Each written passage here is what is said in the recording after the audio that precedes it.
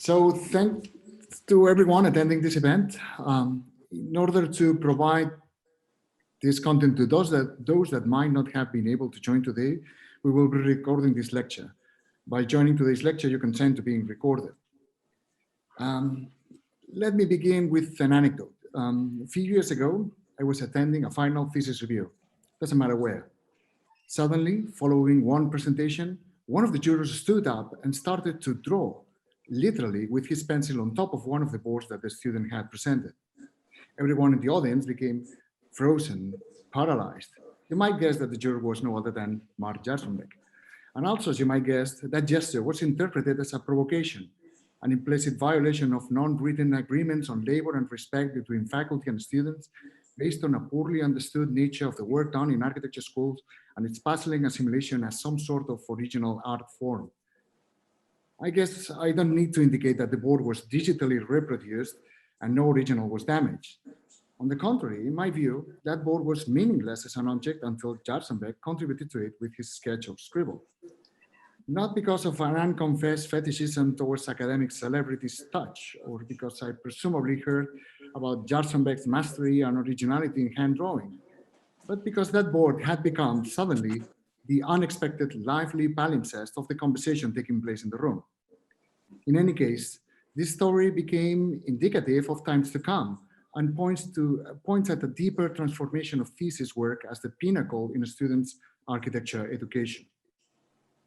I recall that anecdote while rereading Jarzombek's recent essay on the reassessment of design thesis as an academic project. Thesis with capital T, understood as a space of academic freedom, challenging the boundaries of the field, but also as a larger conversation between different architecture schools. Reflecting back on a previous essay written in 1996 on the same topic, Jarzombek identified 15 significant changes that hamper or frustrate nowadays the idea of thesis in academic institutions and that were not present with this virulence 20 years ago. According to him, the new reality makes almost impossible to fulfill the promises of thesis as a liberating space in its current format. Among the significant aspects disrupting thesis culture as we knew it, we find the digital turn and the failure to acknowledge computer's agency, the triumphs of neoliberalism, global modernism, and cultural nationalism, the failure of environmental critiques, as well as a critical theory, critical theory to articulate a solid disciplinary response, as well as other institutional matters affecting tenure positions and the thinning of architectural education, or the insufficiently articulated gender critique in architecture schools to impact the curriculums. We can debate to what extent the meaning of some of these changes originate in some of the mantras of a particular generation of architects and scholars, but in any case, all of them should be carefully considered, particularly the ones affecting class, gender, and environmentalism, to which I would add race, as well as the role that theory will play in years to come. Professor of History, Theory, and Criticism at the MIT School of Architecture and Planning, with an overarching set of interests ranging from the close reading of Leon Battista Alberti's written and built work to the impact of psychology and psychoanalysis in the genesis of modern architectural types and spaces, the green perspective Jarzombek offered of architecture and design education contrasts with the idealism and enthusiasm in his work as architectural historian and theorist to expand the geographical and conceptual limits of the field. It is already over a decade since the publication A Global History of Architecture, co-edited with Francis Cheng and Bikram Prakash, a book now in its third edition, that generated a series of shockwaves to the field that will be enduring.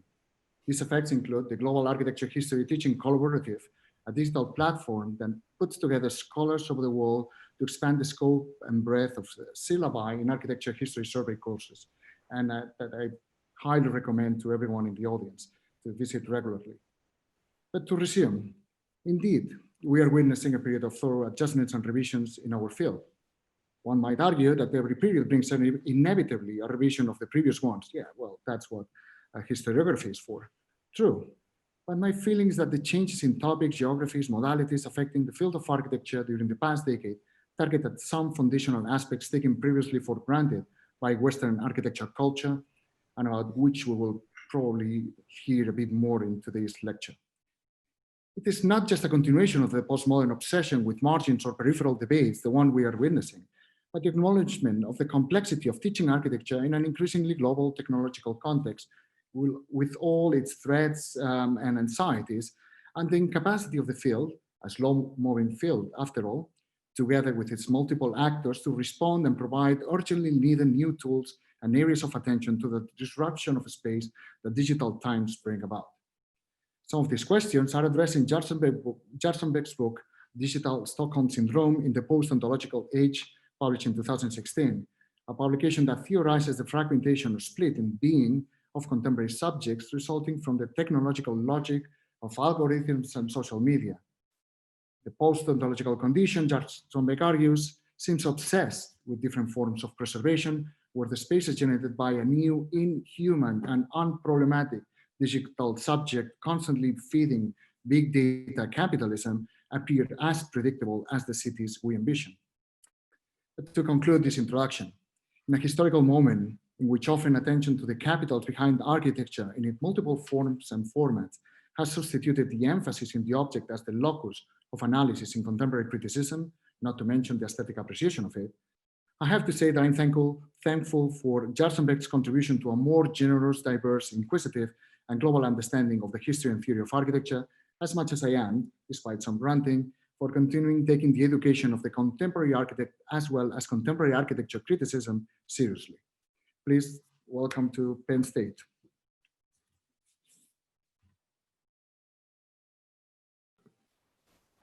Thank you, Pepe, for the introduction, and Marcus and Meredith for the invitation to speak to you. And of course, I would love to be there in person. That would be really great. But hopefully another time. I'm going to start my screen share. So if I can hopefully get that going.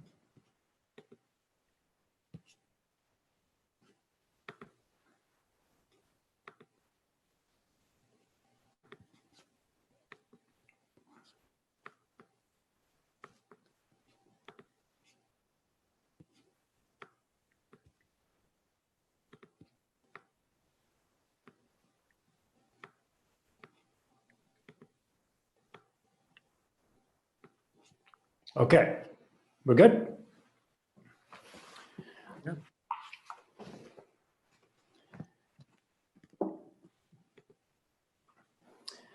"1986 was a busy year in the world of Mies van der Rohe. Architects had completed the reconstruction of the Barcelona Pavilion. The Museum of Modern Art in New York hosted a major exhibition, Mies van der Rohe Centennial, and the Art Institute of Chicago opened an exhibition called Unknown Mies van der Rohe and His Disciples of Modernism. All of this, of course, came with books, symposia, film, and observances. It was in that context it seemed only fitting that for the European Commissioner, Carlo Ripa de Miena, and Barcelona Mayor Pasqual Maragall to launch the Mies van der Rohe Award for the European communities. Its goal was to identify emerging generation of architects who it seemed were returning to a more modernist way of designing. The first award was given in 1988 to Alvaro Siza for the recently constructed Borges and Irmaio Bank in Portugal. The building, with its stark white boxy form, was reminiscent more of Le Corbusier and Gropius than Mies.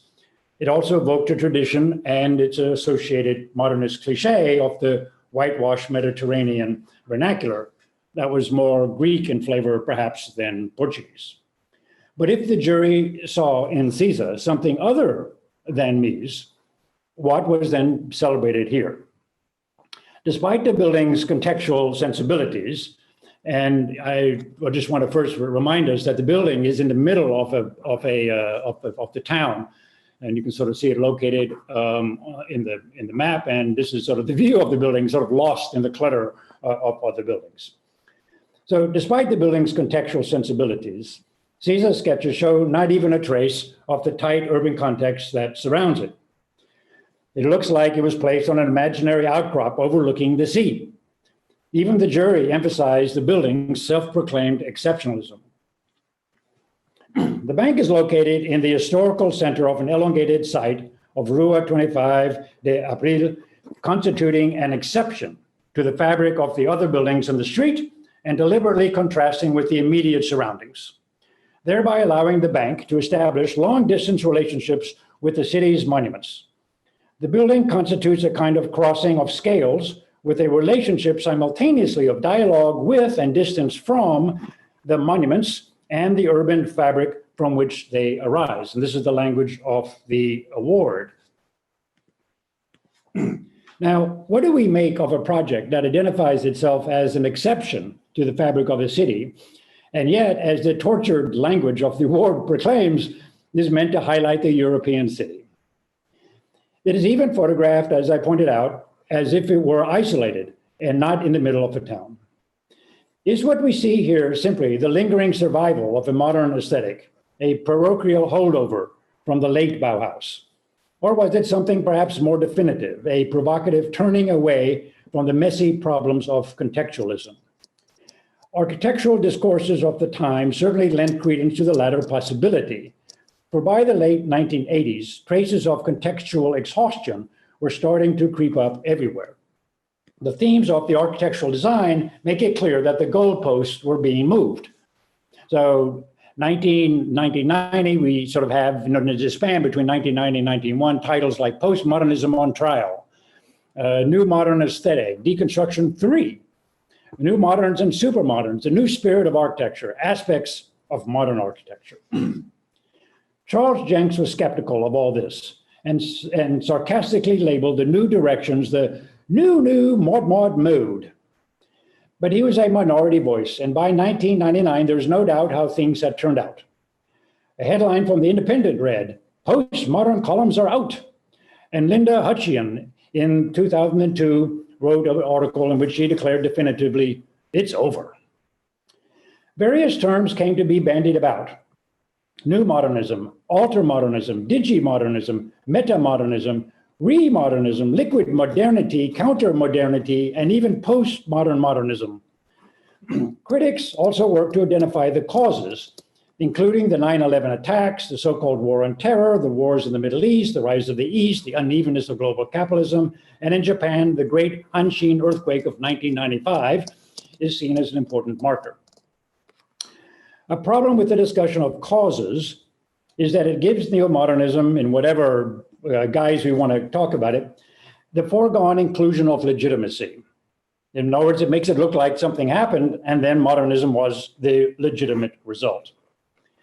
I would therefore like to see it not as a catenated response to some presumed historical event, but at least in part, as I will argue, as an active participant in the development of a Euro-revivalist imaginary.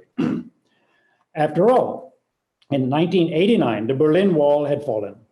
In 1991, the Cold War had officially come to an end, and in 1992, the Single European Act was signed.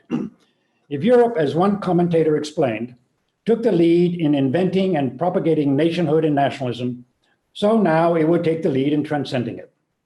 Neo-modernism thus seemed to fit the tone of the times, as it promised an aesthetic that could be post-national and yet thoroughly European.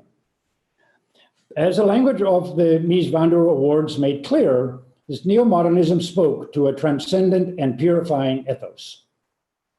We read that Peter Zumthor's art museum in Bregenz conveys in its radicality the attitude of resistance to the world of easy consumption, creating an introverted place of contemplation, leaving all material uncladded and unpainted has to be read as a commitment to architectural Wahrheit, or truth, and of course to the material's intrinsic beauty. So in other words, they're emphasizing this internalisms, its sort of resistance to the messy world out there, and to the metaphysics, in fact, of truth. The jury's language was no less clear when they was awarded to Rafael Maneo for the Kursaal. When it came to the city, they said they described it as a singular piece of urban tissue. Now, I have no idea what that means, but apparently they thought it was maybe a good thing. But it's one of these moments where whenever they talk about the city in the language of the Mies van der Award, it's sort of like they have pebbles in their mouth. They really don't know how to talk about it. So before I continue, I just want to make sure to explain that when we often talk about these buildings, we often place them within some category, like neo-modernism or so forth, or we use the architect's own position to explain them. The language of the jury brings us a lot closer to the nub of a theoretical issue that I think are really at play. In that sense, the history of architecture of the 90s, as indeed the history of architecture or history of modernism as such, is the history of its textuality, or perhaps its textuality claims. One cannot ignore in this the publication then in 1981 of Eric Jones's The European Miracle, Environments, Economics, Geopolitics, and the History of Europe and Asia. At the heart of this argument was the belief that Europe's economic precociousness was not a planned event, but based on a set of realities that together began to differentiate Europe from the rest of the world, in particular Asia. And one of its advantages was a political system that offered economic growth. Leonardo Benevolo, his La Città Europa, which came out in 1993, added further weight to the argument by concluding with a chapter called On the Path to a New City. For Benevolo, European cities symbolize values of local independence that developed in the late Middle Ages, values that in his view were incompatible with the nation state that were emerging in the 19th century. So the pre-national European city for him was now thus almost magically in tune with the ideals of the now post-national integrated Europe. So this is my little quick diagram of his up and down of the history of Europe in his book. So the Roman cities, everyone loves the Roman cities, nothing wrong with them, so to speak. Then it all went, to pots when the barbarians invaded. And then there was this wonderful moment of the Middle Ages, and then it went to pots again, with nationalism and ended with fascism, very embarrassing. But that's all behind us now, and we have now the new European cities, and they're sort of with the medieval city. So in other words, he's arguing against a relationship between modernity and the Renaissance for the modernity and the Middle Ages. So the problem so with no sense of modesty, Benevolo argued that these cities not only made Europe what he said is a distinctive historical entity, but give it an imprint, whether positive or negative, but in any case preponderant, quote, to the contemporary city in every part of the world. So the European city became a model of all cities in every part of the world. Patrick Le Gallès, who is a sociologist in Paris, sort of continued this argument. And in fact, this argument comes up a lot in the context of the discussion about European cities. In his article, he talks about the return of European cities and attributes them to the relative small scale and mutual proximity compared to the megacities of Asia with their vast slums and peri-urban zones. What made European cities suddenly, let's see if I thought I had his quote, sorry about it, European was that they were not third world cities. And indeed, it was right in this period of the 80s into the 90s, this term comes up, which is the third world city. And it doesn't take anyone too hard to understand that when you start looking at the titles, no one wanted to live in a third world city. All the titles were about the problems, the slums, the policies. Oh my God. I mean, if you just look at the titles, you would think it's a real mess out there. So we have basically this contrasting imaginaries of a European city based around this sort of image of a miracle and this sort of terrible third world cities. So Gallès writes, European cities are becoming more European in the sense that the institutionalization of the EU is creating rules, norms, procedures, repertoires, and public policies that have an impact on most, if not all, cities. The EU also is a powerful agent of legitimation. By designing urban policy, public policies, and agreeing under the influence of city interest, of course, to mention the idea of a Europe of cities as one of the components of the EU is giving a boost to cities to act and behave as actors within the EU governance. Now, the cunning of the Mies van der Rohe Award was its capacity to give concrete shape to this ethos, one in which every mention of the European city was designed to contrast it with the dreaded third world city. And indeed, if one begins to multiply the awards over the years, the imagined city begins to take shape. A bank, an airport, a train station, a sports stadium, warehouse, library, museum, an opera, embassy, concert hall. It would have made the ancient Romans proud. All that was missing and remains missing was a factory, but labor was hardly seen as a problem of the great European city, or at least until very recently. Now, one has to clearly understand that the city, as understood by the Mies van der Awards, was placed inside the multiplying effect of the institutionalities and the governance structures. So, in other words, the city is not seen as something about urbanity, but is seen as basically a set of institutional objects. So this European city was not a city in the classical sense of what we might imagine a city to be. It was a city of figural institutions suited to the upper class, with the people who would go to work in these places living not in the city, of course, but in the increasingly far-flung suburbs. The building industries played a key role in the story. In the 1980s and 90s, when one saw massive consolidations that produced huge globally scaled corporations that still today dominate the field. Merger mania began in the late 1980s. And it is quite remarkable, however, that hardly anyone in the history of architecture has looked at this phenomena as if any real consequence, but it had huge implications. For example, Holcim, the Swiss-based aggregate company, expanded its reach into Asia and South America, and then merged with the Schweizerischen Zementindustriegesellschaft to become, by the mid-1980s, the world's largest cement manufacturer. In the 1970s, the sheet glass industry, making these large sheets of glass that you need for your buildings, was highly fragmented, with 35 manufacturers in Europe. But by the 1990s, these had been consolidated into less than a dozen, of which Saint-Gobain, a French manufacturer, that was denationalized in 1987, was the world's largest. Furthermore, in Europe, in the 1990s, new immigrants provided cheap labor, at least for a while. And as the decade passed, the economic heft of the construction industry became increasingly formidable. It soon became almost 10% of Europe's GDP. Buildings could not just look expensive, but they could be built actually much more cheaply and easily, enhanced by the dramatic increase of computational control from the 1990s onward, and by the significant lowering of interest rates that happened between the 1980s and the mid-1990s. So the myth that Europe was a land of small, intimate, neo-medieval-esque cities of some post-national high civilization covers over the reality that Europe, and the US, of course, had masterminded the fated economic engagement with the world capital that we call neoliberalism.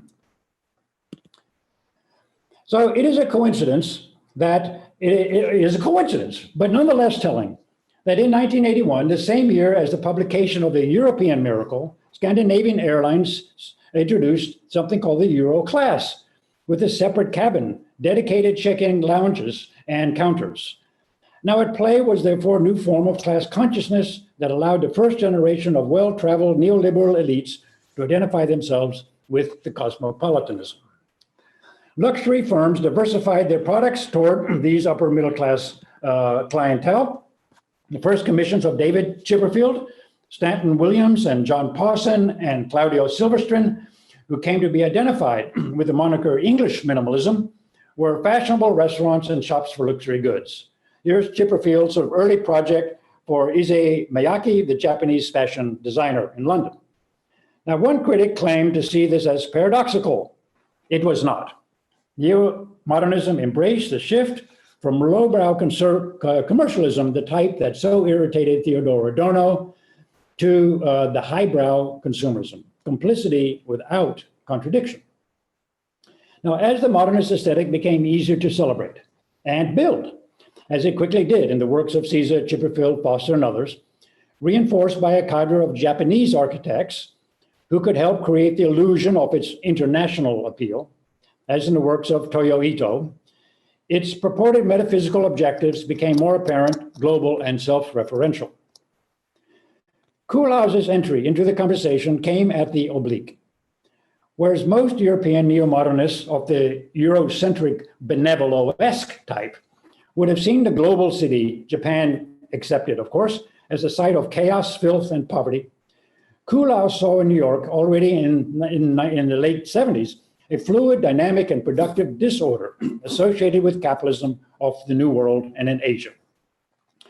While this position was shocking to some of the other neoliberalists, Koolhaas's position turned out to be a blessing in disguise, as it could provide a cover for the neo-modernist point of view as it began to lay claims in territory outside of Europe.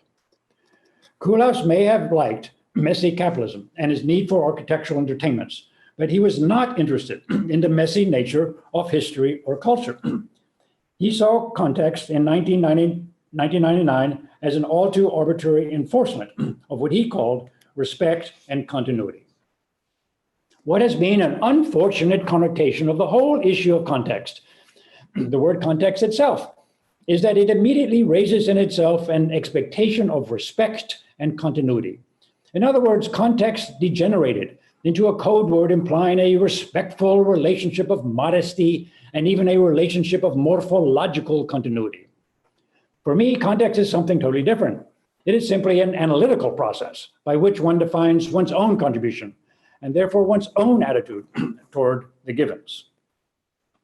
Now, this reactionary quasi-libertarian position, fighting against the perceived acquiescence of capitalism to arbitrary cultural demands, allied itself with the new capitalism of the 1990s and its pull towards a more aesthetically demanding elite clienteles. The result was an architecture that could appear progressive and even calls itself avant-garde, as many still today mislabel it, though without any social calling. Perhaps the most dramatic example is the Casa de Musica, designed in 1999, surrounded by a vast empty field like a glacis surrounding a castle. If there was any context, it was heralded as something seen through the huge sheets of glass. And here I can quote the language of the Mies van der Rohe jury praising the Netherlands embassy in Berlin, which he won the award in 2005. OMA's refusal to either adapt to the city grid or create a monument, choosing instead to create a carefully formed fragment that leaves open the question of what the identity of a government or a country should be, was much appreciated.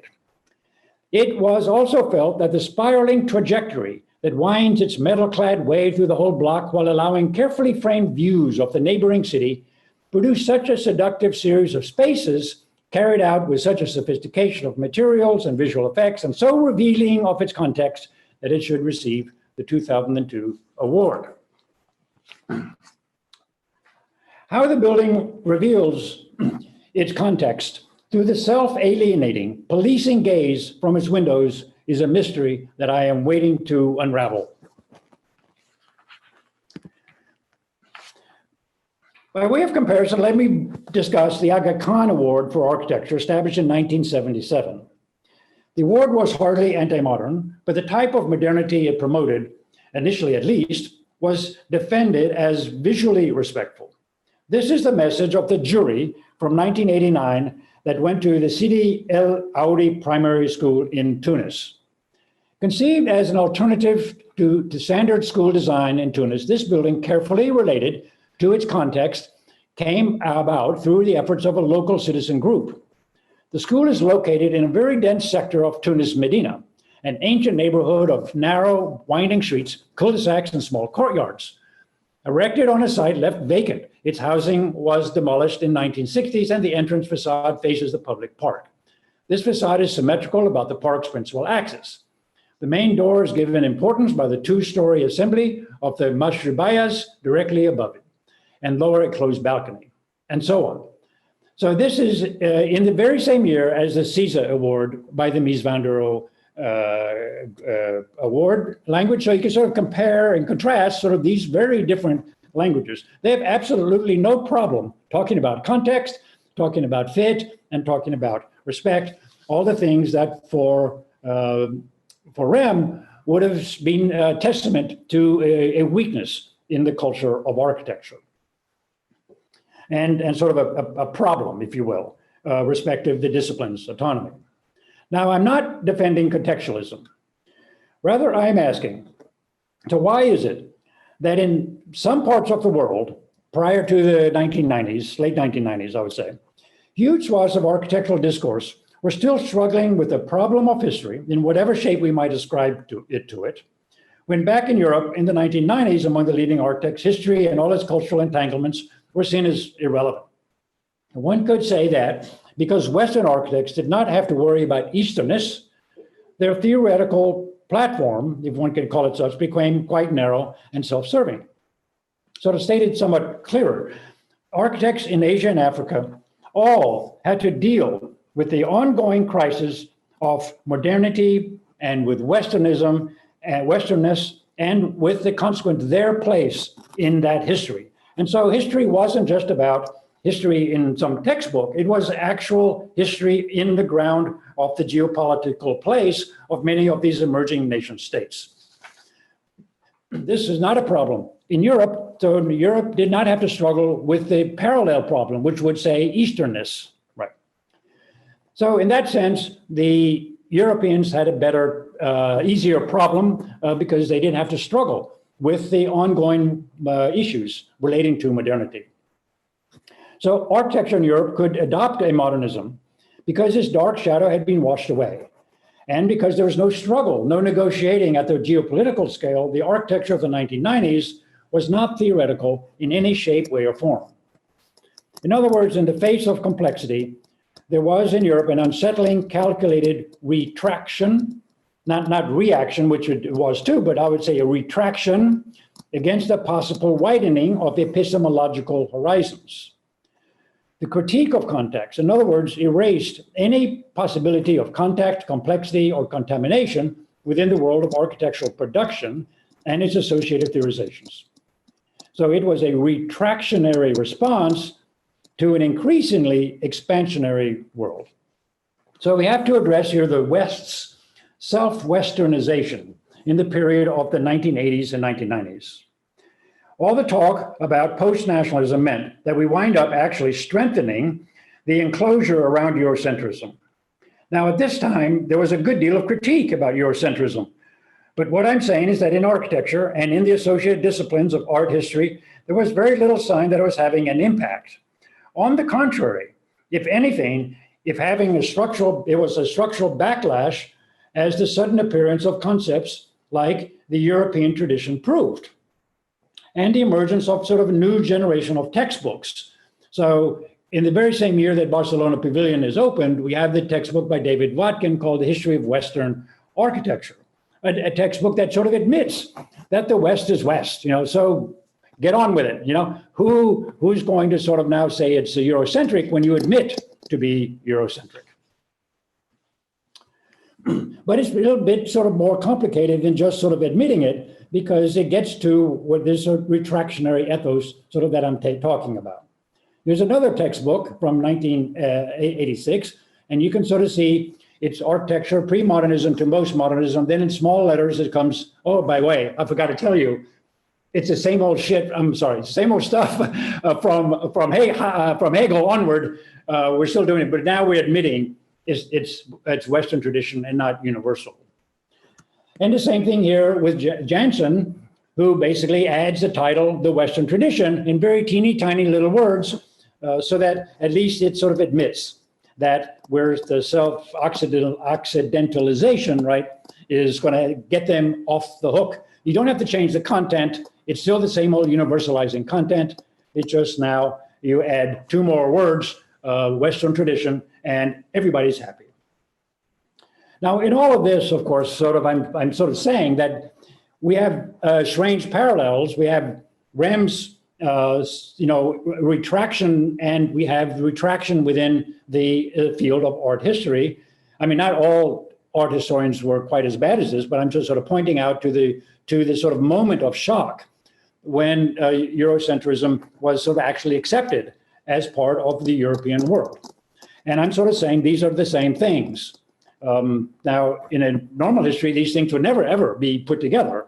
But I'm saying from a Eurocentric history of Eurocentrism, these things are the same.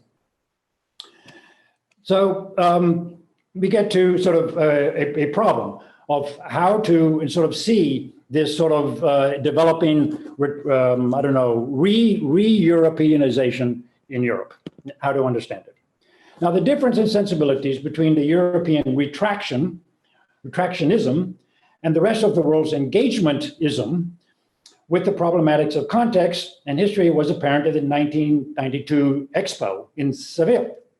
Now, the British Pavilion was designed by Grimshaw Architects, and it looked like a dumbed-down, shop-drawn version of the Centre Georges Pompidou designed back in 1971. And it billed itself as a no-nonsense technological marvel, proclaiming the metaphysics of environmental efficiency in the hot sun.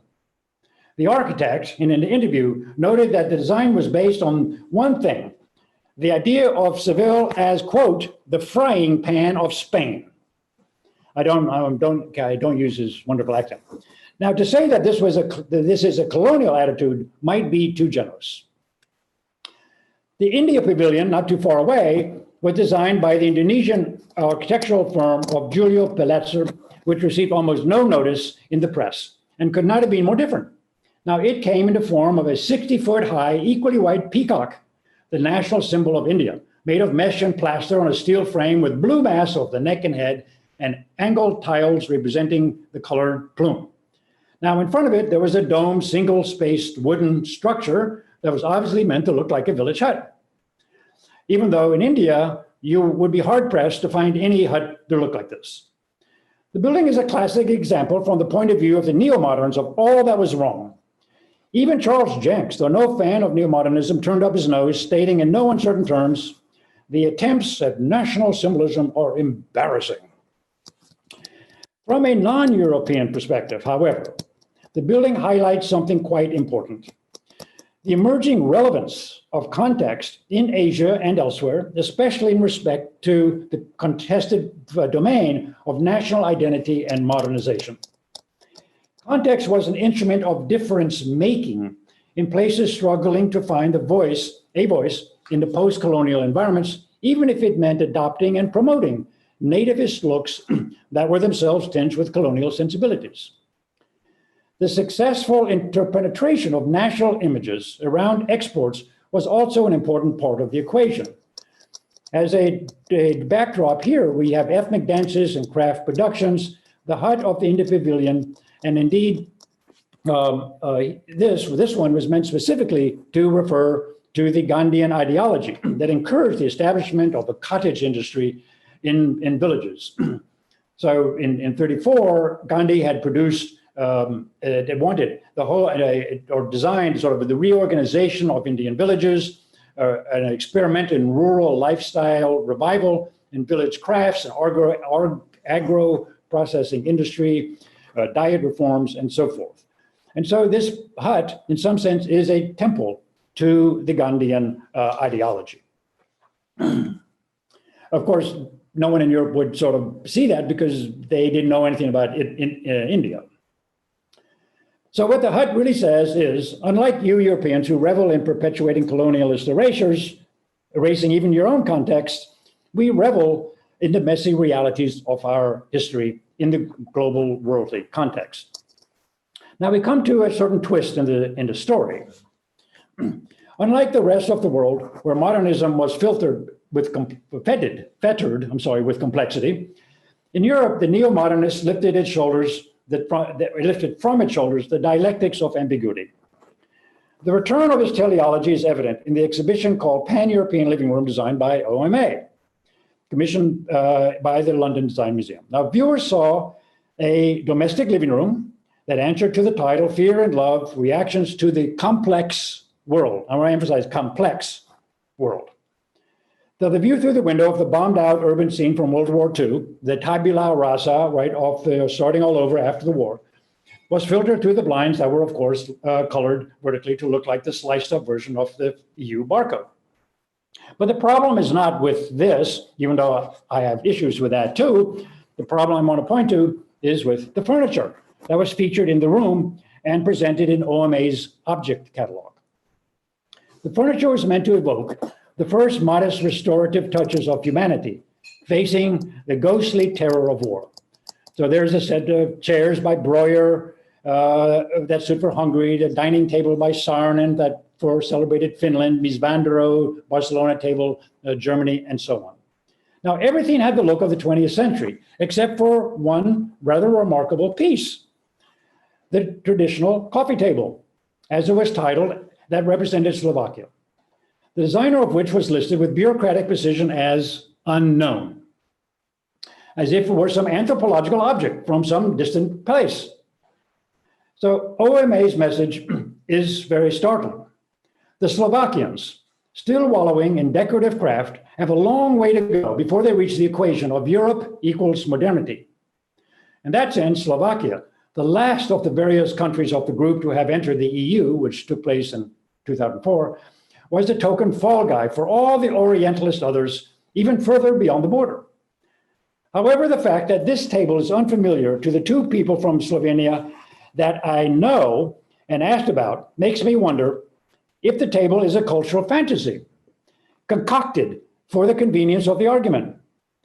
This suggests that the Slovakian table had a second meaning, serving as the mythological and fabricated beginning point from which modernity establishes itself. It was Rohe's primitive hut in furniture form, the four-posted corrective against the lure of excess, the excess of postmodernism. So here we'll diagram the two theoretical positions. We have on top Rohe, the four posts there, and then the world went downhill according to Rohe, and we have Rococo, we have lasciviousness, we have all that sort of flamboyant stuff that he thought was really terrible. We got to return, and then we were anxiety of Protestantism. So he's a Catholic, and we want to, put an end to that and restore that, and then we get buildings like this. Rem's argument is identical. We start with the origin story, fake, of course, completely fabricated, no real truth there. Everything went downhill with postmodernism, a little contextualism. We need he's not, I'm presuming, Catholic, but is moral nonetheless. The anxiety of World War II, rather than one, I'm sorry, but anyway, it doesn't matter. I mean, both are tabula rasa events leading to restoration and the return of modernism. So just as Rohe's fake hut served his Catholic hyper-moralizing tendency to see the world as derived linearly from all that was authentic, Rohe's hut, no less moralizing, points backward to the presumed mythical origin of modernity. Both huts exemplify Eurocentric invention of an anthropological other. The parallels are unmistakable.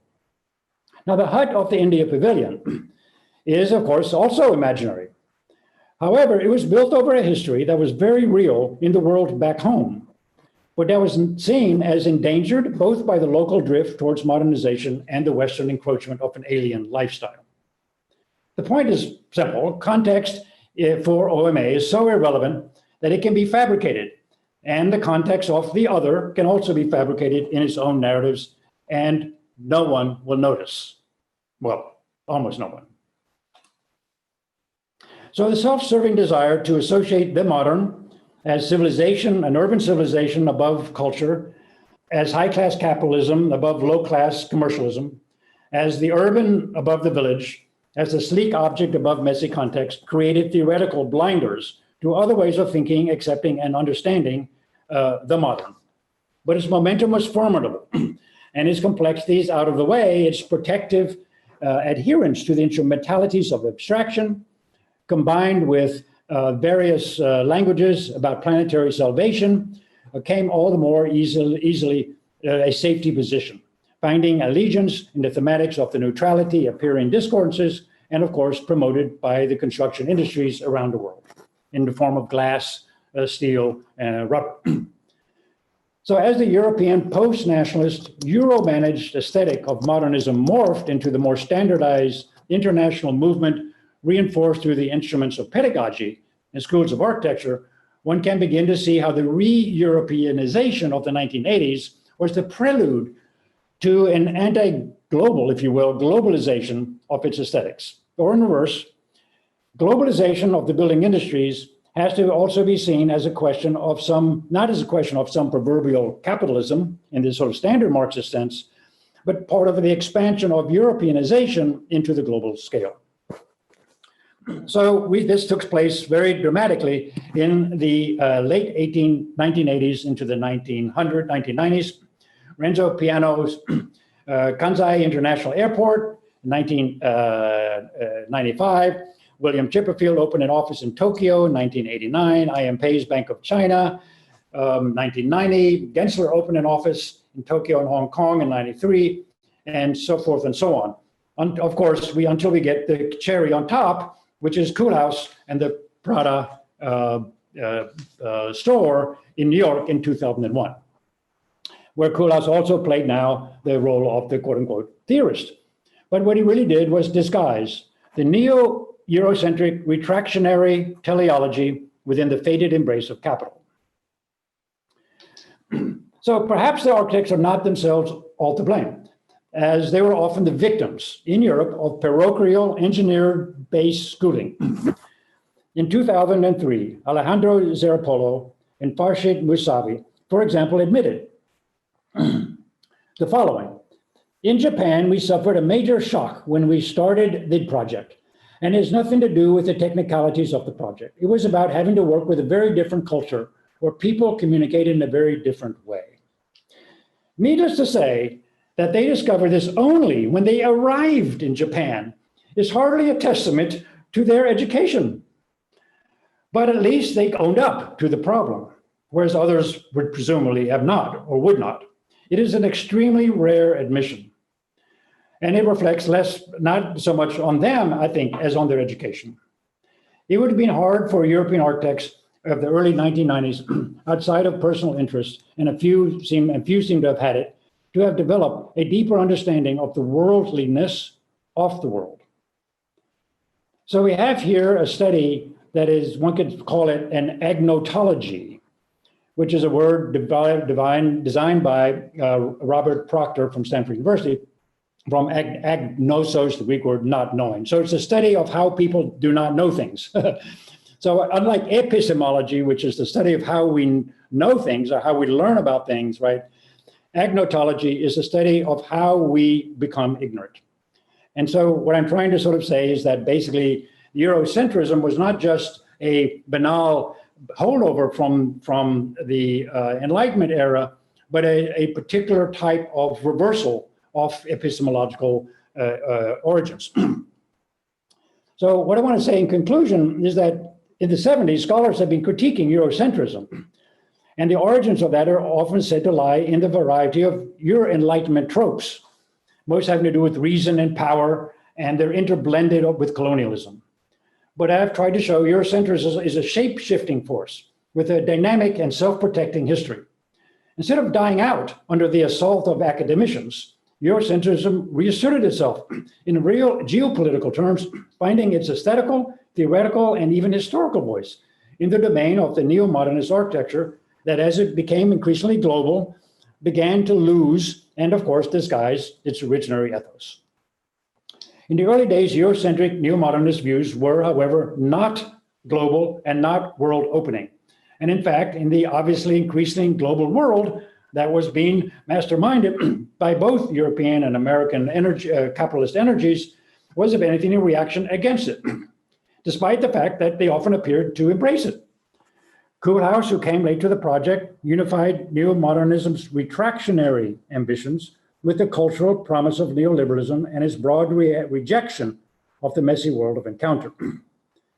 Today, the edge of that wedge has dulled somewhat, and thank God. But the consequences in pedagogy and practice of the scorched earth are everywhere. Is there any possibility to soften the grip of this system, or are we still locked into it? And finding alternatives seems to be ever more impossible in this day and age. Thank you.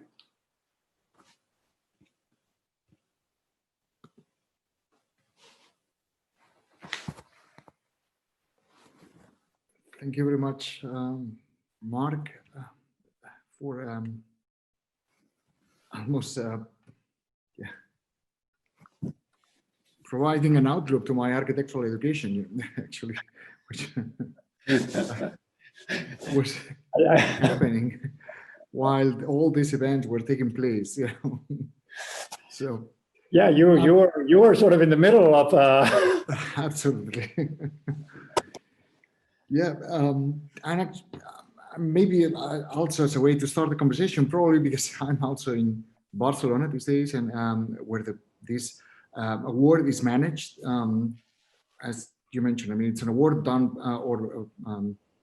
from the European Union, but managed from the Mies Rohe Foundation.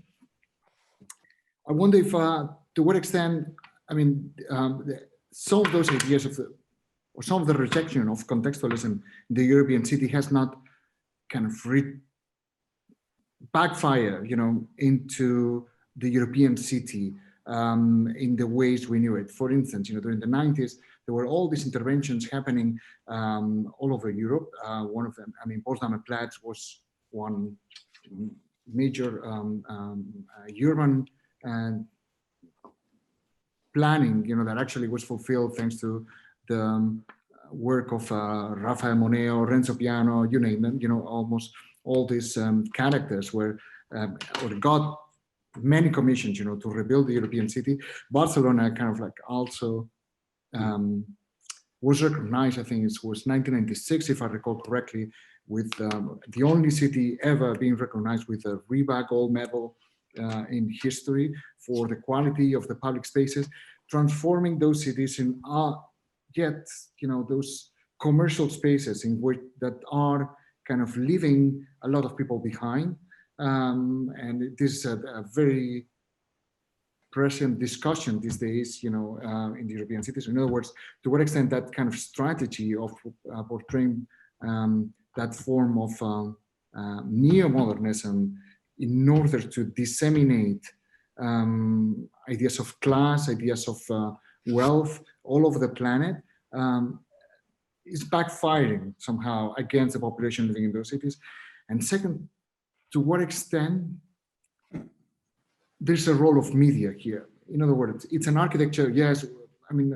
Just to recall, there were all those discussions about neo-regionalism back in the 80s and 90s, also as a different kind of contextualism that had to do more with the mode of production, with how labor and construction kind of took place in different regions. Probably Álvaro Sisa's first award actually still partook of that kind of logic. Then when things went towards a much more technocratic and technological understanding of architecture, to what extent also at the very beginnings of the so-called digital, or at least as it was formulated by Greg Lynn and among others, to which they kind of like understood Taira Polos and Farshid Musavi terminal in Yokohama as one of the success of that digital culture.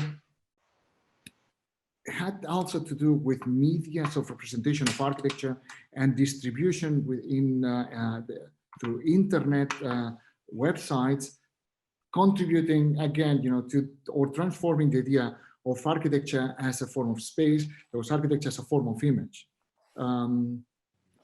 that kind of facilitated that rapid dissemination of that kind of culture in many different locations and geographies around the planet.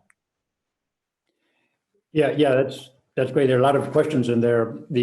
You're right. It'd be another lecture on how it backfired, and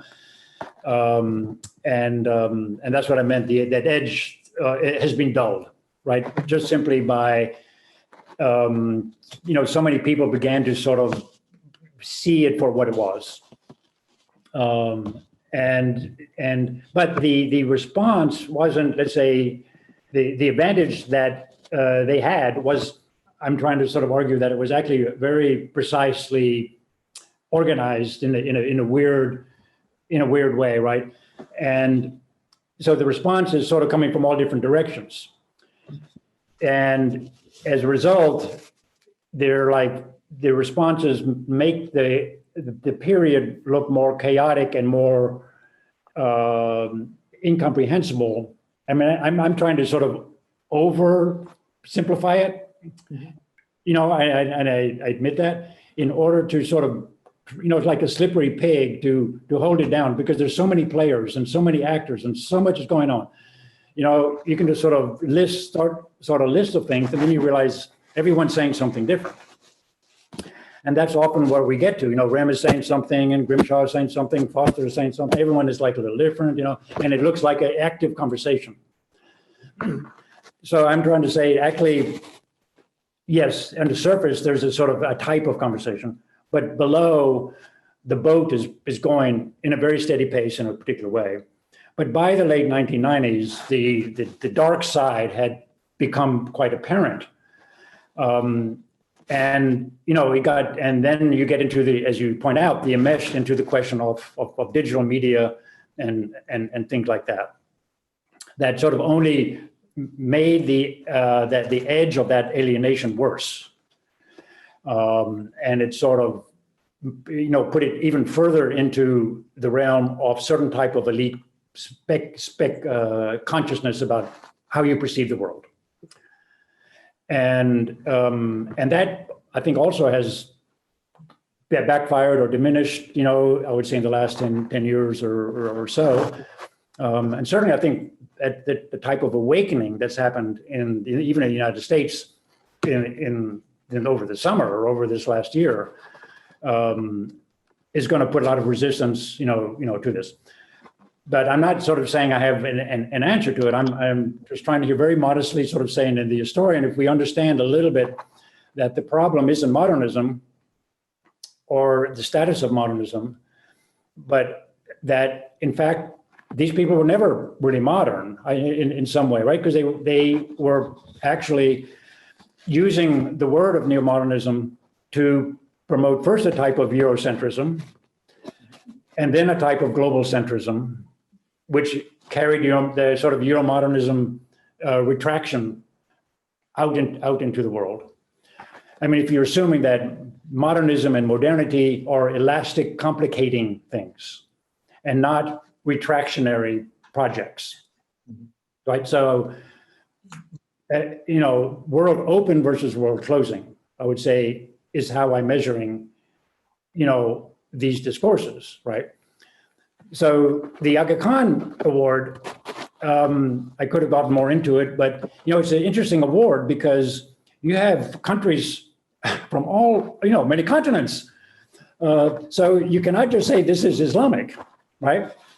So the Aga Khan Award, by its very nature, even though it's Islamic centric, you could say, right? But when you look at the awards, they're different countries, different styles. Some are this, some are that, some are there's no aesthetic line, right?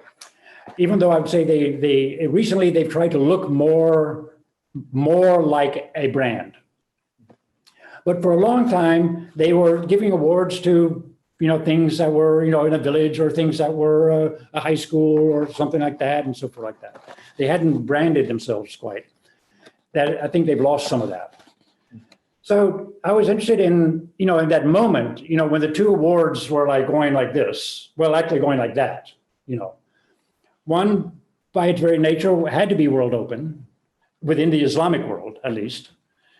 And the Mies van der Rohe Award, which was not world open. It didn't want to admit that the city had any reality outside of the boundary of the building. Thanks. I know, all this seems to be, just to finish, just to be dealing, with this kind of idea of shopping and commercialism that actually I know you are also interested in, that also has been exported.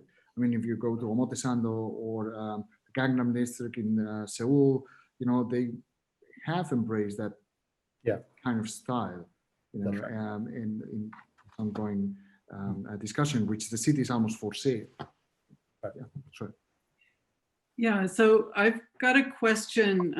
You spoke about neo-modernism being a sort of a token for the new Eurocentrism. And the 1990s was also the rise of something called the Starchitect. And many of those were European, and Western culture, of course, actually more so in the United States than in Europe, but Western culture does favor individualism and also capitalism. So I'm wondering if you'd like to comment on the role of the architect in this new, let's say, neo-modernist, but also neo-capitalist endeavor. And do you see this as a means of maintaining economic and political power? And related to that, maybe if you could also expand that maybe to the United States. Yes, a star architecture phenomenon, even though it had different types of entanglements, definitely one of them was to sort of export. That's what I meant by the danger of sort of in the export industry, right? How do you export that aesthetic into globalization? And the star architect phenomena, it's hard to know what came first, so to speak, but it sort of bubbled up in that linkage between sort of a European high modern civilizational project that we can deliver to you, to the nation state in wherever, as a sort of a stepping stone to achieve what we achieved, right? So we can do what Benevola wanted, right? Which was to make the European city, but now add with a modern punch, the model for all cities, right? And to thus sort of leapfrog over the third world city, right? And so you basically sort of trying to get around a third world problem by just sort of saying, let's helicopter, this stuff in. I remember when the Leon was opened up, 95 or so in Seoul, and I had to give an opening talk for the thing, and they had three architects. Rem designed sort of the administration building.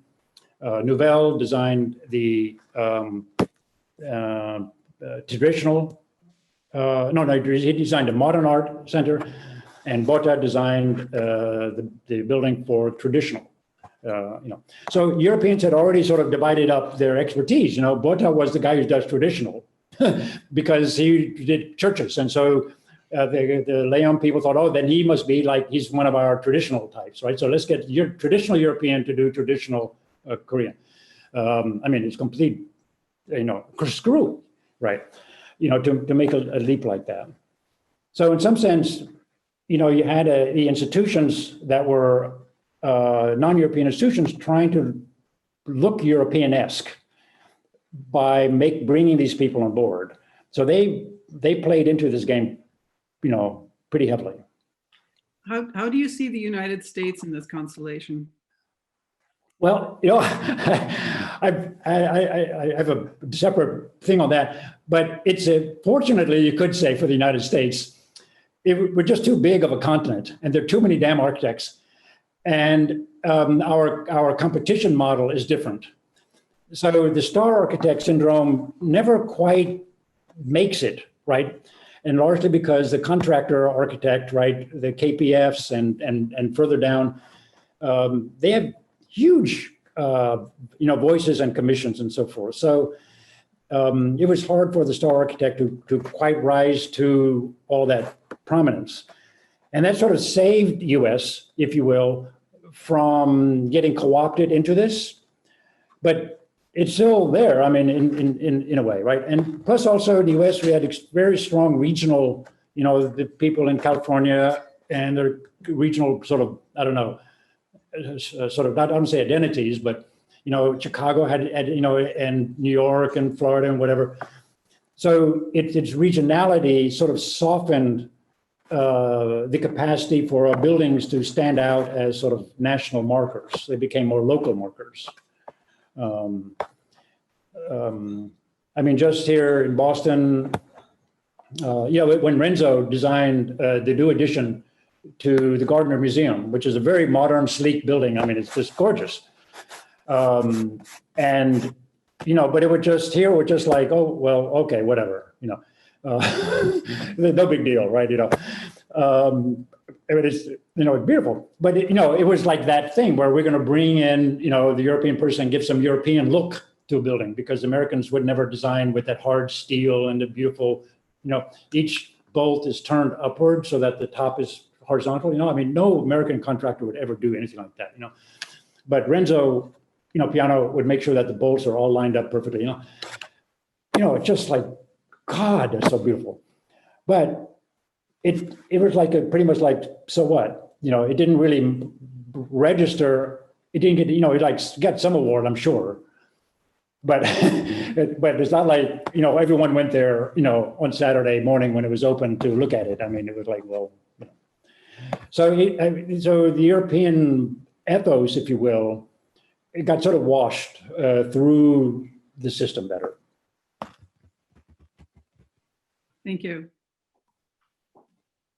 Marcus, do you want to pose your question, or I have thoughts? Not just a question, but an observation that, we've been taking students to Liam Museum since 2015, and it seems like every year that we walk in there and watch their latest very expensive video presentation on what inspired the architecture, that Liam is trying to kind of reinvent itself as a Korean cultural institution that inspired these Europeans rather than people who were savvy in marketing European culture in Korea to attract a museum-going audience.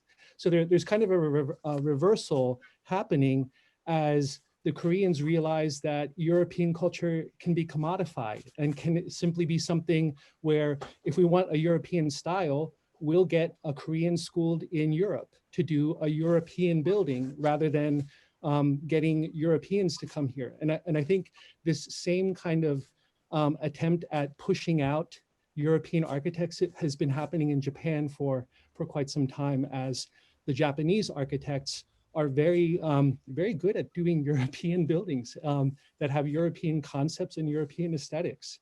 They don't really need to deal with this other coming into their cities and maybe making a mess. That's right. Yeah, I mean the Leum was they were critiqued by local architects, by the local architectural elites. Like, why did you bring in the Europeans? So now they have to sort of justify that, right, in the way you're describing it, right, because they felt a little shamed by some of the local architects. Yeah, maybe Zaha's Dongdaemun design Plaza it took a little bit of pressure off of Koolhaas and Bota and Nouvelle and making something that was just so freakishly strange, not necessarily in the form, but in its scale. It did replace a baseball stadium, but I think it's probably 2 times larger than the baseball stadium. Now, however, Koreans are connecting the DDP to buildings by Kim Chung-up and Kim Se-gun, which were also radical in their form and in their scale, that are in the same neighborhood, and saying, yeah, this avant-garde architecture belongs here now. So yep. I think in some ways, the spin is just happening continuously in kind of reframing the context, which, as you noted, is what context is good for these days. That's right, yeah. I mean, Japan is, of course, a little bit of a special case because of its extremely early sort of entry into the modernist histories. And, it's continuously circulating. So I don't really, see Japan as part of what we might call the global other. Japan was integrated into Western modernism discourses very early on. When you look at the architectural record, and you sort of, from the 70s and 80s and 90s, and sort of like, when was the first time that a building outside of Japan was mentioned, right? Because you think, okay, when was the first building outside of Europe was mentioned? Well, Japan, factors in there pretty easily. So, when do they get outside of actually Japan? And, it's really in the late 1990s and 2000s before you get a building, an architectural record that's not European or Japanese. But I think in Japan specifically, the respect for Corbusier and Frank Lloyd Wright is still really, really high, even with their Pritzker Prize winners. Their Pritzker winners are constantly referring back to the Museum of Western Art and Frank Lloyd Wright's hotel. And those seem to be almost the standards that the Japanese architects themselves are setting in this day and age as things that need to be met, whereas many other nations, our best architects, have kind of already passed those architects by. Those standards have fallen by the wayside. Yeah. Mark, we have a question in the Q&A from Alex Damus. Okay. As a historian, do you expect any architectural change between local, state, federal architecture as we move forward? Also, what do you feel is the biggest difference between European and American architecture today? And he says, thank you in advance.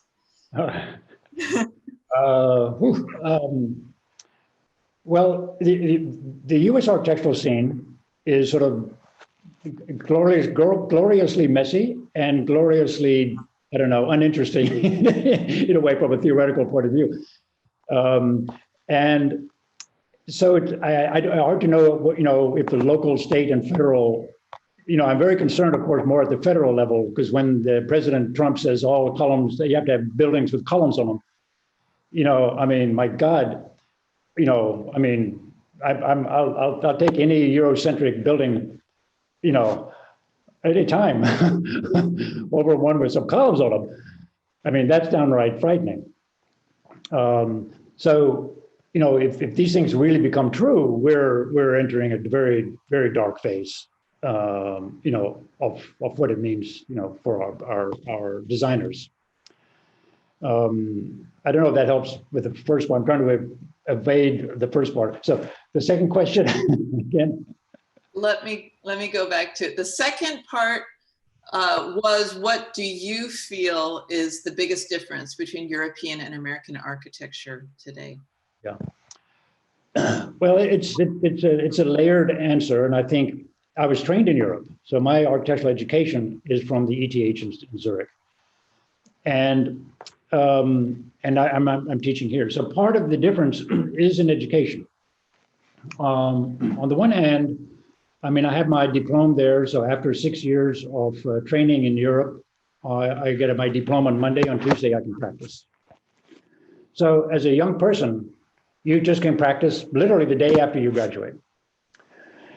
And that you can't do that in the United States, where you've got to have a practicum for a certain amount of period. I think it's reduced now from 7 to 3 years, and you have to take a dumbing down IQ test, IQ reductionary test, to do all those things here in the United States. So it produces a different type, especially the younger architects, I would say a different type of thing, because you can get young architects to do to win a competition on day one. And, that's how many architects, started their careers, Bota and all these people, whereas in the United States, you would never be able to really do that, right? You start your career by working for a firm, and then slowly at some moment when you become 40 or 50, you go off on your own. And that has some advantages, of course. I'm not saying one is better than the other, but European is better for the younger types. American system better maybe if for, get older types coming into the dimension. In terms of, let's say, I don't know, what do you want to call it? Style and all that type of stuff. It's hard to say these days. I mean, it's such a wash anymore. I mean, the AA, some schools try to brand themselves in a particular way, and that's sort of fine. But most schools, I would say, have adopted a type of small N neomodernism. So like in the AA, you go to the library, and I have a great picture. Oh, I should have showed it. There's a, in the ground floor, there's a sort of bookstore of the AA, and I wanted to see if there's any book on any subject that was prior to 1900. So the earliest book, as a subject matter, was a book on the Werkbund, which is a very traditional way in which you understand how architecture begins, right? And then way up on top, there was the wonderful folio of Ledoux drawings, but you really couldn't get to it. You had to ask for it because it was anyway like $60. So the only thing the student would have seen as available were books basically having to do with architecture from the last 20 or 30 years.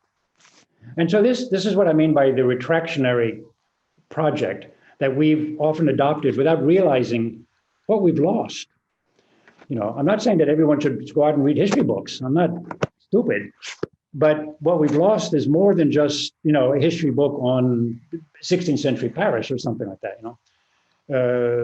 We've lost a lot more than that. And in particular, I think of it as a loss of the richness that I think should come with an architectural conversation.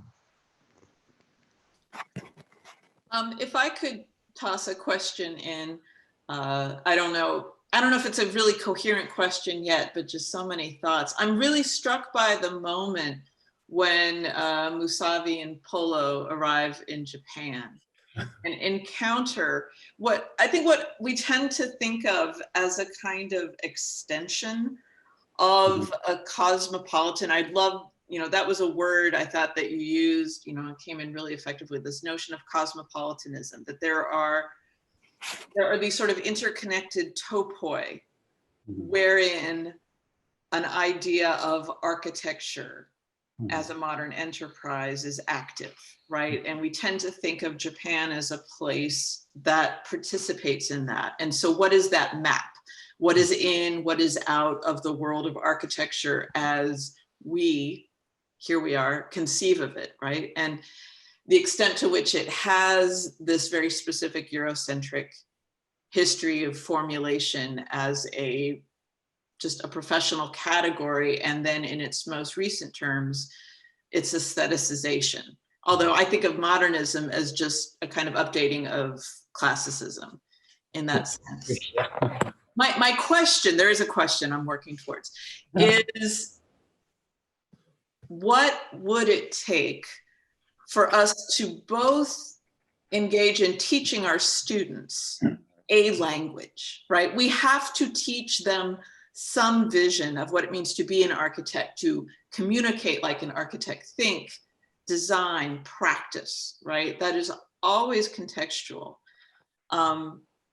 It seems like what you're calling for is simply adding one more layer to the lesson that the next generation can take when they go to work and encounter a new world of architectural practice, which is, we don't own that.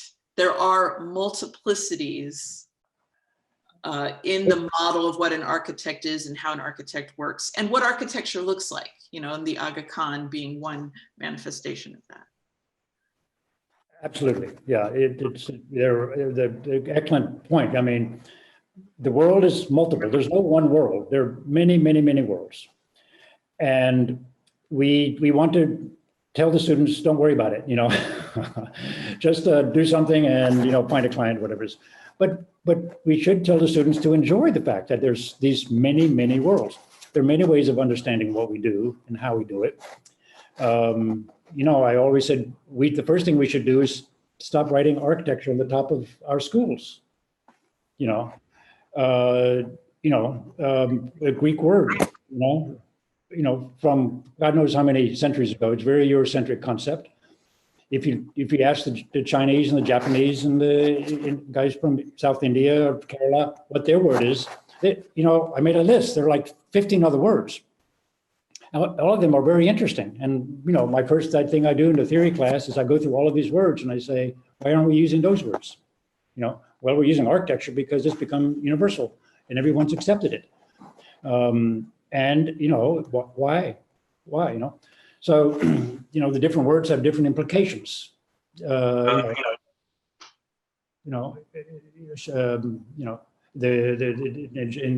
India, one of the words has to do with the string that measures, a measuring string, right? Whereas architecture comes from the carpentry, from tectonic, the carpenter, right? So it's about making wooden things, right? Which no one makes anymore, In China, the word has to do with the musical intonations and tonalities of a lute. So it has to do with rhythms and associated melodic realities, right? You can begin to sort of imagine whole different worlds by just starting with the most basic word, even.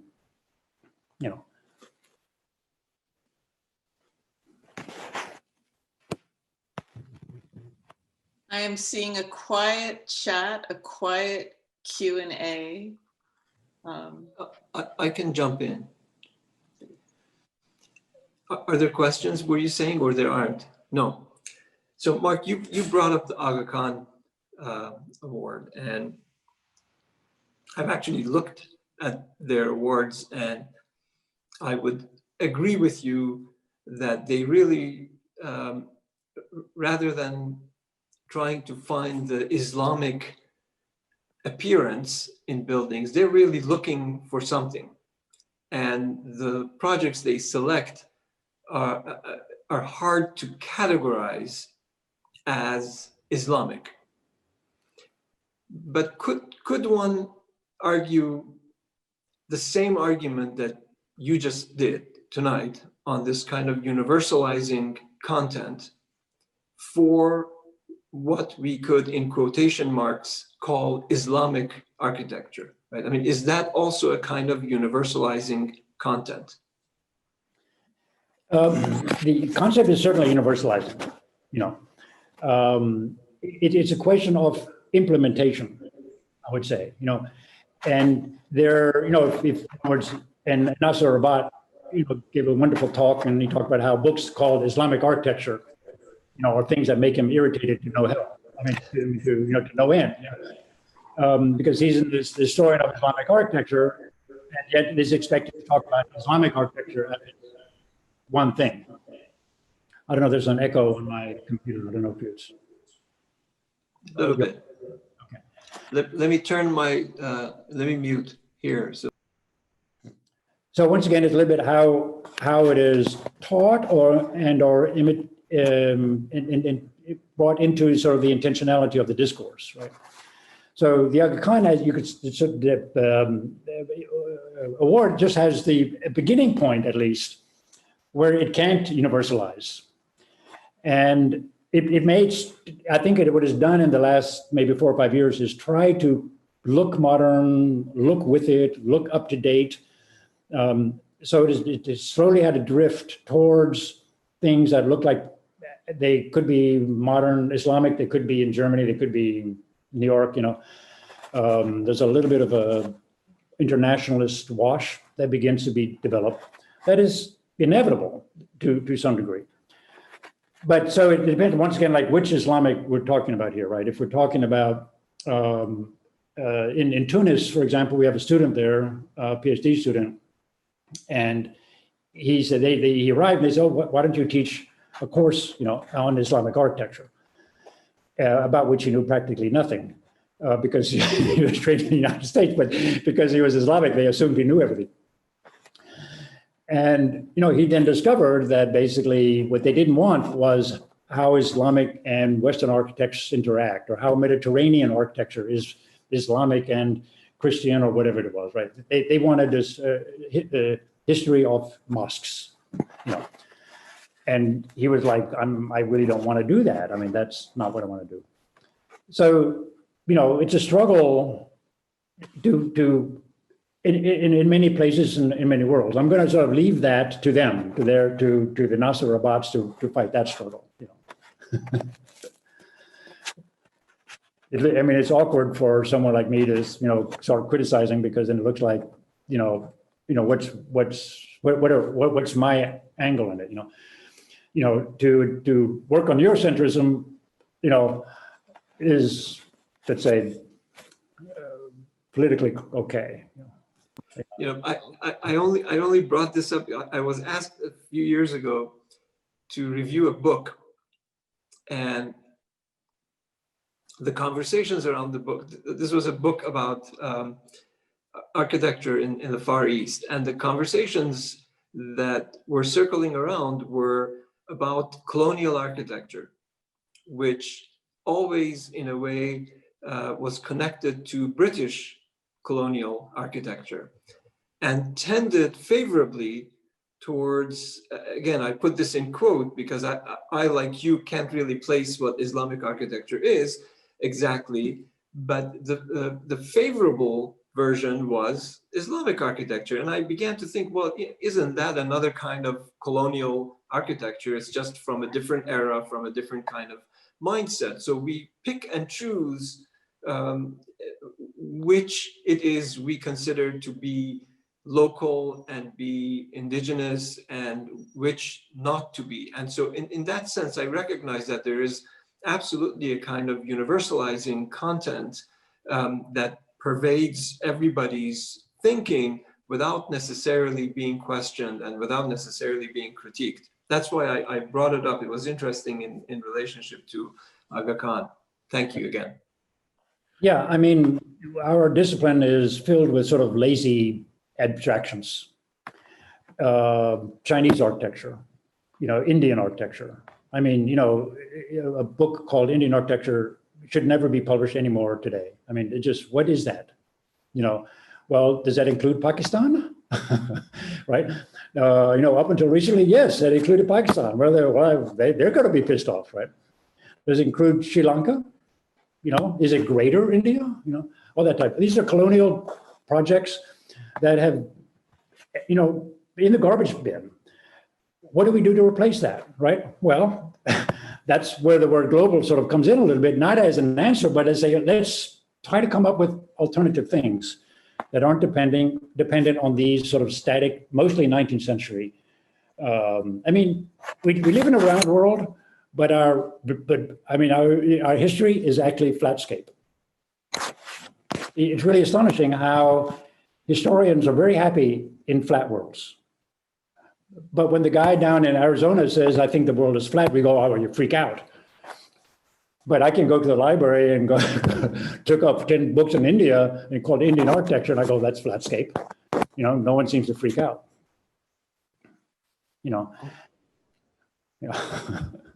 Also, maybe to complicate things even more. I mean, where that kind of category stems from is a question of the building, it's a question of the location, it's a question of the output.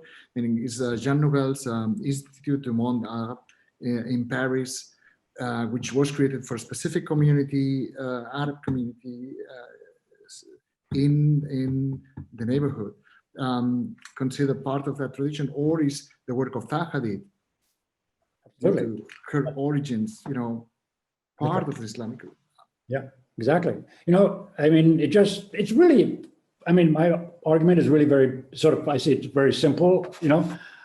I'm trying to find out, when did the Europeans were colonialists. They were, in that sense, world open. They were world dominating. But they had to, in order to dominate, they had to talk about the world itself as they encountered it, right? Even if they did bad things. And that was the Eurocentrism that we always critique, right? Basically sort of a colonialist project. Then basically we discovered in the 1990s is the Europeans sort of put the book like this and we're going to be non-world open, and we're going to retract and just talk about Europe. And Europe is going to be about Europe. In reality, while behind them, the bulldozers and the cranes were going, So it was a complete fraud, fraudulent operation, but sort of theorized as if it were, about the city and about the Middle Ages and, all very, thing, And so that new Eurocentrism, right, is almost as dangerous, because it sort of disengages now. In other words, you would think at the very moment when Eurocentrism gets identified, the word comes up in the early 80s as a thing, right? So Eurocentrism is not something that the people in Europe were invisible to. They understood the critique. But the response wasn't, oh my gosh, let's be progressive. Let's figure out what that world is and how we're going to talk about it and how we're going to talk with other people and other modernities. Instead, it was close the doors,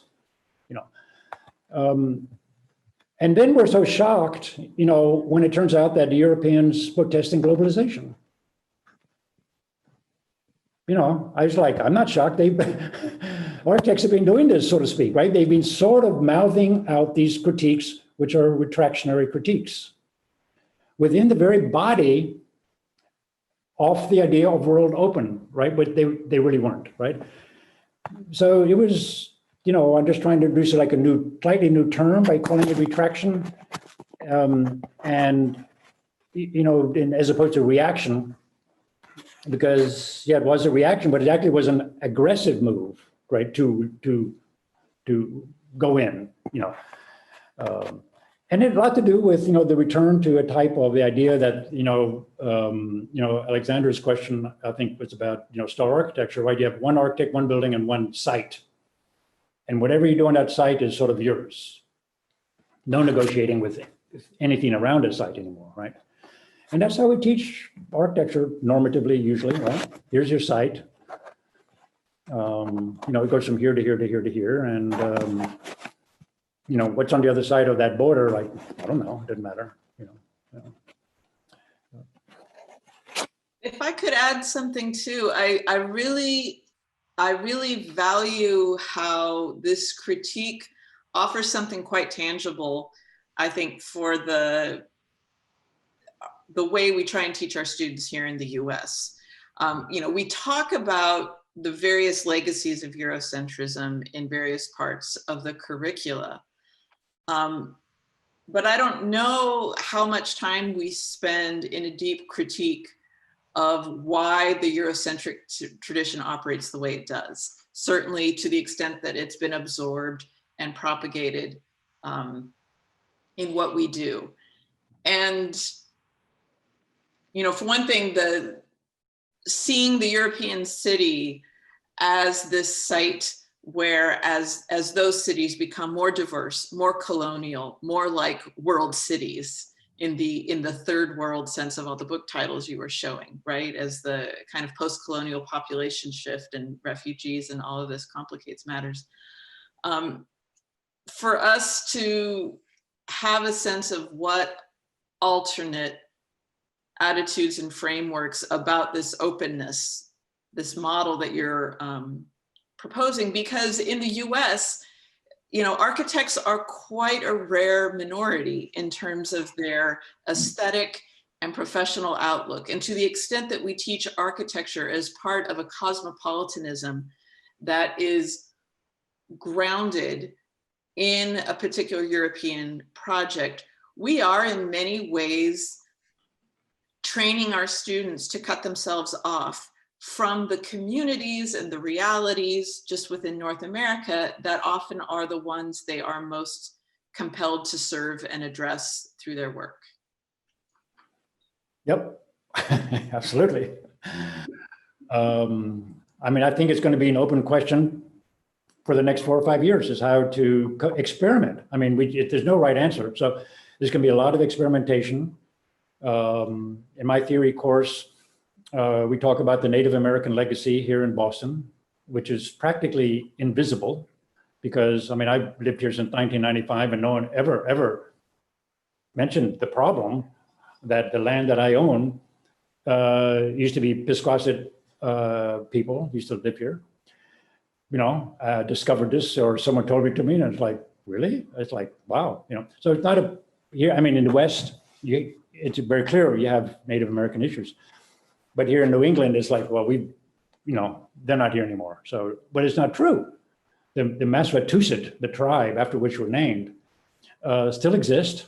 There's a small group. They're 0.001% of the population. But it used to be their land on which, 100% of Boston sits on their land, right? Even though they're only 0.0001% of the population. So it's a paradox. So they have practically no voice, but that doesn't mean we should just sort of say like a good settler or colonial, well, tough luck, history happens, shit happens, it's your problem. We could sort of say, well, what does that mean? My property line, is a very European imposition on native land, which had no property lines. So already that should be cause for some concern. So I know trying to get students, it's not like you should go out and, I'm not going to sell half of my lot, to, I don't know, to the Native Americans or, but I'm thinking about what it means, and I want my students to understand the means and the paradox. I sort of mean by living in a messy world and there might be some solutions, that they should understand when they're designing on a property, so to remember that the property was before property, it belonged to something else, right? It was a land that was not propertied, right? And these people are out there. And if you go to, I talk to some activists here, Native American community, and ask them, well, what should we tell an architect, when he said, I want to build a house on these things? Well, they have answers. It's usually first, we just talk to us. usually it's sort of like a communication, respect the fact that we were here first, and that we've gone through all these troubles. So it's often just acknowledging that is an issue. And what we do is we try to sort of not acknowledge the issues, right? And not all acknowledgements in that sense have spatial results, but many might,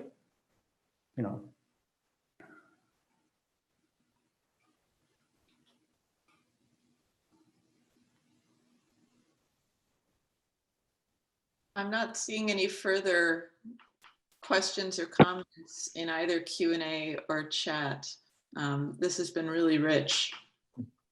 Fantastic conversation. Any final thoughts from the panel or anyone else out there?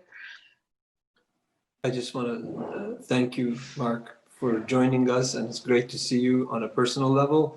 Until the next time that we meet, this was amazing and conjured up a lot of critical thinking that we all need to be engaged in. And I think the word that you also used was that we need to experiment a lot more. We need to test things out. Yes. So you got to hold Mirdad to that. Thanks so much. Appreciate it. Pep, you can close. Yeah, thank you very much for your contribution.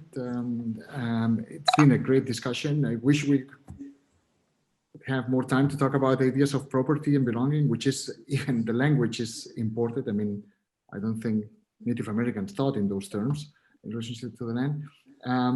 But it's, and we know that there are efforts taking place in order to decolonize architecture, by people well. So let's get that spirit, and maybe continue the conversation in future events. Absolutely. Thank you very much for joining us today, and thank you very much for sharing your work with us. My pleasure, and hope to see all of you in the real life. Yeah, definitely, and toast with a real drink in front of us. Thank you. Thank you. Thank you so much. Thank you, Mark. Thank you, everyone in the audience. Yep. Have a good night. There are many thank yous in the chat. Thank you very much.